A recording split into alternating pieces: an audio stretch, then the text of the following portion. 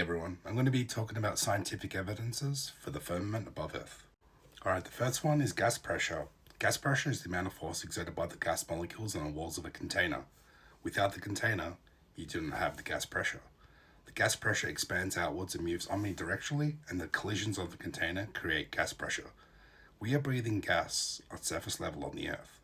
Therefore, the Earth is contained according to the gas laws. Okay, we've got phases of matter. We can see that gas, it needs a container.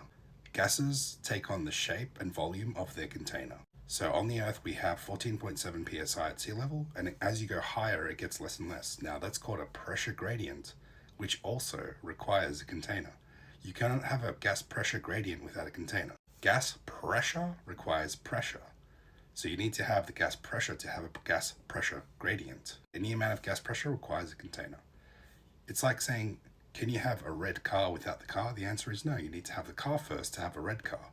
So any amount of gas pressure, gradient or not, requires a container. As we go up in altitude, it gets exponentially colder. And due to Gay-Lussac's law and Charles' law, pressure has a direct correlation to temperature. If you get a container of gas and cool it down, it will have less gas pressure. If you heat it up, it will have more gas pressure. The gas molecules get excited, they move faster, creating more collisions. That's why we have more gas pressure when the heat is higher, and opposite for when it's lower.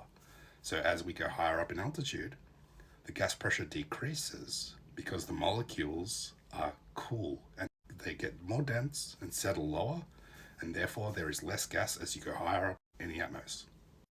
And also vacuums require a container. If I was to recreate a vacuum, I would need a container and take the air molecules out of that container to have the lower pressure. So even if we go up and up in altitude, scientifically speaking, the Earth is still enclosed because vacuums require a container. Whenever I recreate one, I have to have the walls to have an absence of pressure too. So any recreation of a vacuum needs a container.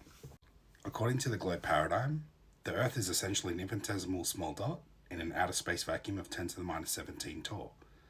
So if that was true, all the gases on that tiny little dot would rapidly escape into the vacuum and we'd have no air to breathe. So we can prove this with entropy experiments. If you have a bulb with gas on the bottom, a valve and a vacuum on top, you open the valve, the gas rushes into the vacuum.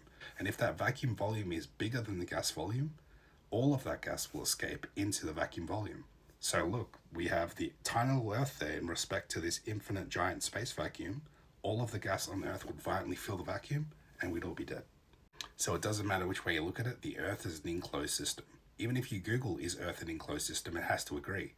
And matter does not escape an enclosed system.